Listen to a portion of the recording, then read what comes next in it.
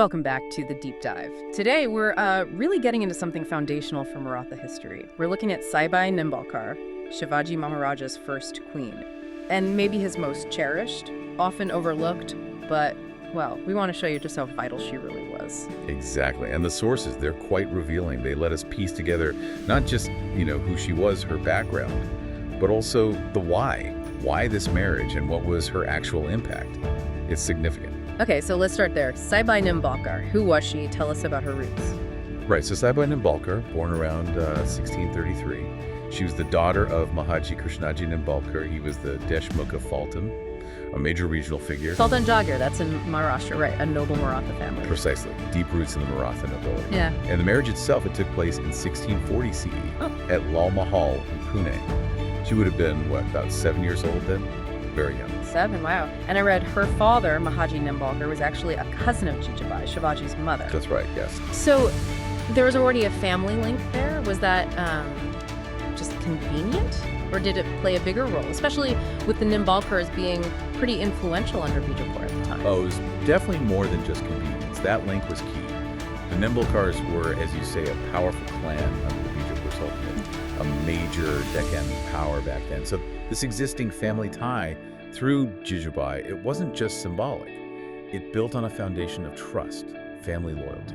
Hugely important for Shivaji, who was just starting. Okay, so let's unpack this a bit more then. This marriage, Shivaji's first, why was it so important? What were the strategic layers here beyond the personal? Well, the strategic angle was paramount, absolutely. It was a direct political alliance with the Nimbalkar Deshmukhs, very powerful players. Yeah. Marrying Saibai essentially brought Shivaji crucial internal support, manpower, loyalty, local influence, things he desperately needed for his Swaja, his vision for independence. Right, building that internal base. Exactly.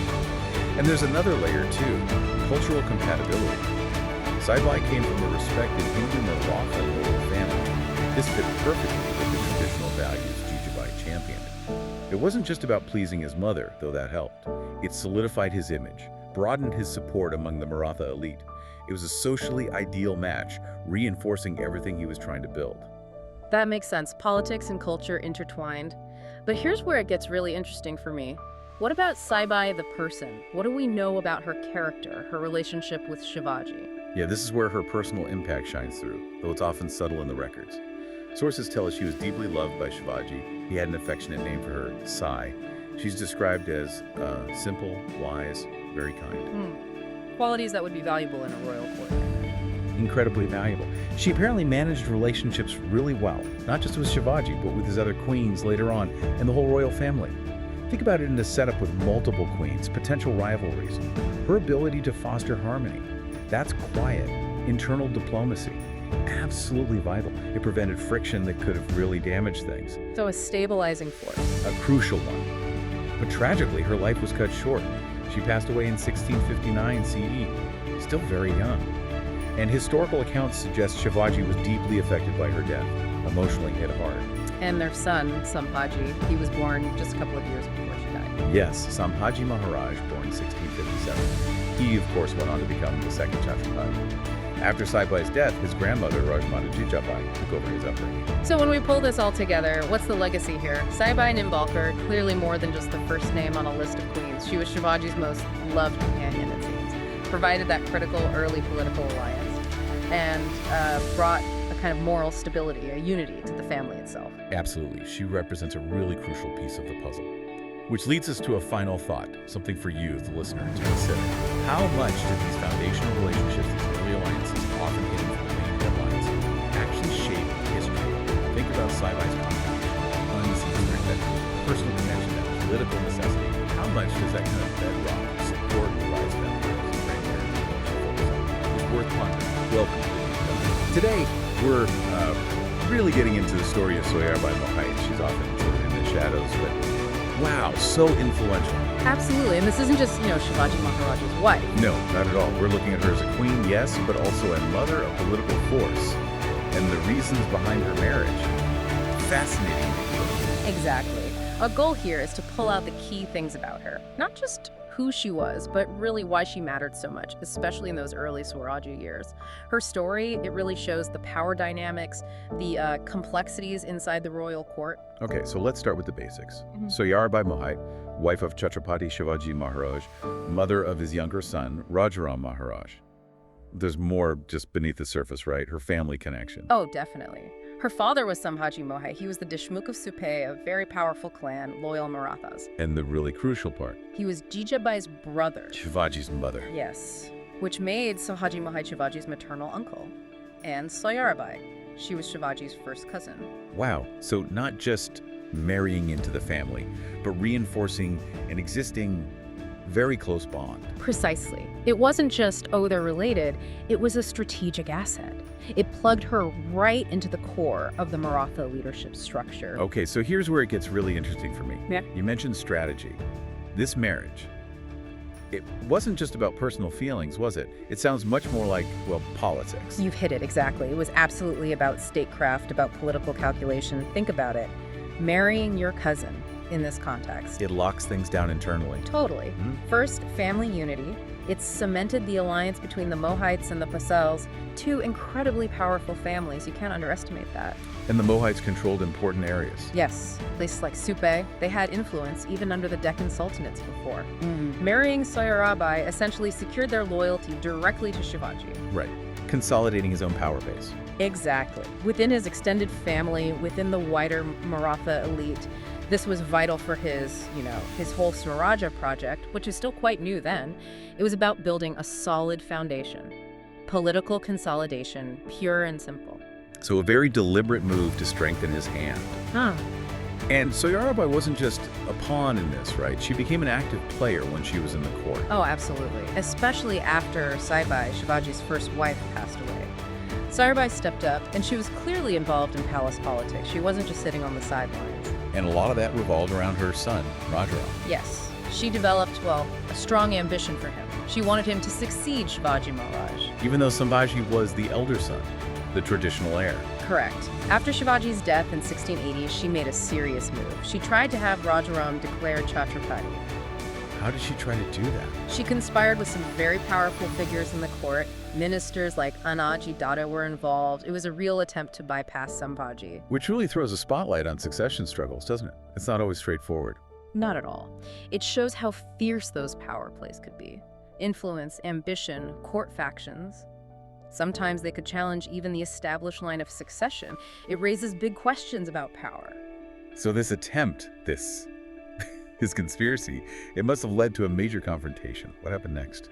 It did. Sambhaji Maharaj wasn't going to just let it happen. He acted decisively. Oh. He basically defeated the plan, marched on the capital, Raigad, took control, and arrested Soyarabai and her key supporters, including Anaji Datta. Arrested the queen. That's dramatic. Extremely. And her story ends quite grimly shortly after that. She died around 1681. Under what circumstances? Well, it's murky. The accounts suggest it was under mysterious circumstances. Poisoning is often mentioned. And who was behind it? Is that clear? Not entirely. Some sources point fingers at Sambhaji, suggesting he ordered it. Others hint at, maybe, betrayal from within her own faction once the plot failed. It remains a bit of a historical mystery. So putting it all together, Soyarabai Mohite, she's such a complex figure. Her marriage was clearly strategic, a move that you could argue really helped Shivaji consolidate power early on.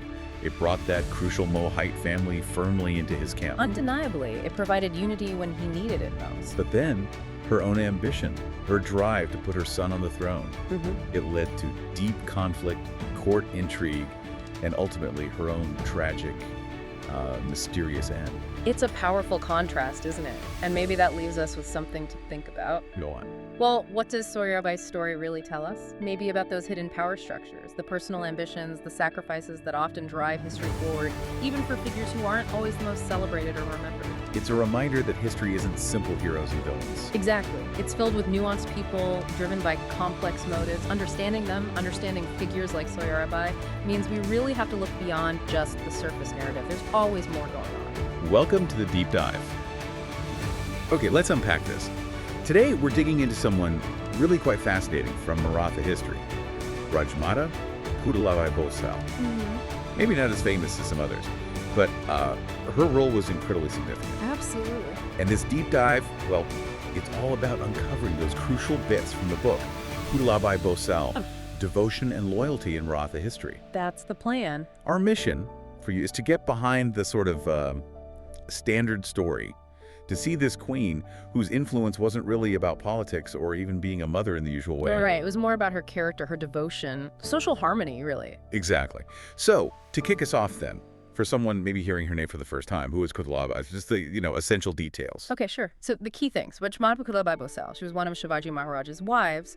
And a really important point is that she didn't have any children. Okay, childless. Yes. And her story ends quite dramatically. In 1680 CE, she committed sati after Shivaji Maharaj passed away. Those are the kind of headline facts. Right, the core details. But like you said, that just scratches the surface, doesn't it? It really does. So tell us a bit more about her background, because this wasn't just any old royal marriage, was it? How did she end up being chosen? No, definitely not just any marriage. Putalabai, she came from a Maratha noble family, probably from the Palk region, which is now in Nashik district in Maharashtra. Okay. And what's interesting historically is there's some debate about her caste. Some historians think she might have belonged to the respected Dashasta or Karhata Brahmin community. Yeah. But here's the really telling part from the source material. Shivaji's mother, Jijabai, specifically chose her, and the reason given. Her noble character and simplicity. Wow. Noble character and simplicity, that's quite something. It is, isn't it? Because you often think, especially back then, royal marriages are about power, land, alliances, strategy. Exactly. Military strategy, usually. So what does it tell you about Shivaji's court, about the values there? That this kind of marriage, based on character, could happen. What was the real purpose then? Well, I think it says a lot. It suggests a different set of priorities, perhaps alongside the usual ones. The research we're looking at makes it really clear. This marriage was primarily, and this is quoted, as per Jijabai's wish. Jijabai's wish. And she valued Putalabai's dignity, devotion, and nobility. That's what mattered to her in this case. But it did serve a purpose beyond just personal preference. Oh, what kind of purpose? A social and maybe religious one. It seems the marriage helped strengthen relations with Brahmin communities, and they were, hugely influential in administration, education. Right, the intellectual and administrative backbone in many ways. Precisely.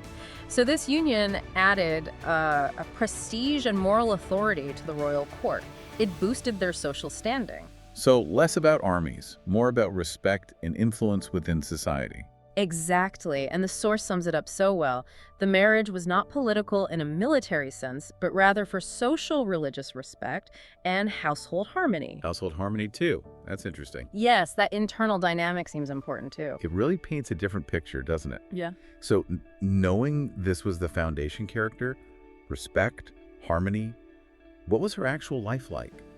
In the palace, day to day, how did that character translate? Well, from the accounts, her life reflected those core traits. She was known for devotion, discipline, and quiet strength. Just got on with things, it seems, but with real inner resolve. Quiet strength, I like that. Yeah, and here's something quite moving. Even though she was childless, the source says she played a motherly role in the royal palace. Really? Like a maternal figure generally? Seems so. A source of stability, perhaps. And importantly, she managed to maintain peaceful relations with other queens, including Soyaraba. Which, given the potential for rivalries. Exactly. That speaks volumes about her character, her dignity, and her ability to foster harmony, like we mentioned. And another key point, she was apparently loved and respected by Shivaji Maharaj, even though she wasn't his biological mother. That is remarkable. To build that kind of respect, that kind of affection, without the automatic status of being the heir's mother or having a big political faction. It suggests her influence came purely from who she was, her conduct, her character. It really does. Okay, so her life was one of quiet strength and devotion. But then things take this incredibly poignant and dramatic turn after Shivaji Maharaj dies in April 1680. Yes, that's when her story culminates in that final act. How did that unwavering character, that devotion, manifest itself then? Well, after his death, Putalabai committed sati, self-immolation, described in the sources a mark of ultimate loyalty and sacrifice. Right, and sati is. It's obviously incredibly difficult to discuss from a modern perspective. Absolutely. It's vital, though, for understanding her story and legacy to grasp how it was likely perceived then, at that time. Okay, so how was it seen? The source indicates that her act was seen as deep devotion and royal duty by many. She essentially became a symbol of widowhood, loyalty, and sacrifice in Maratha history. It's a symbol of loyalty. It's such a complex act to grapple with today, isn't it? Highly controversial by our standards. Undeniably. And it's crucial we acknowledge that. We have to look at it through the lens of its time, without necessarily endorsing the act itself, but understanding its significance within that context. So how does the source kind of summarize her position, considering everything, including the sati? It puts it very clearly, I think. It says, Putalabai was not a political queen like Soyerbai or a motherly figure like Saibai, but she held a special place of respect and dignity in Shivaji Maharaj's life. A special place, defined differently. Exactly, and it continues. Her act of sati, though controversial by modern standards, was seen as a mark of unshakable royal loyalty at that time. Unshakable loyalty, that seems to be the key perception. So if you boil it all down, Yeah. her legacy isn't about battlefield alliances or succession lines. It's really about that unwavering loyalty, isn't it? That profound devotion and a kind of moral grace. I think that captures it perfectly. Her standing came from her character, the deep respect she earned within that complex royal household. So wrapping this up, what does this story mean for you listening right now? Pudalbai's life, it kind of challenges us, doesn't it? It makes you think about how things like loyalty, duty, even sacrifice, how they're defined so differently depending on the time, the place, the culture. Yeah, the definitions shift. And it shows how someone who might seem like they're in a supporting role without the main political power can actually embody values so strongly that they echo down through centuries. A different kind of power, perhaps. Moral authority. Exactly. So here's something to think about. What really stands out to you about the different ways devotion and loyalty show up across history, especially when you hear a story like Pudalbai's?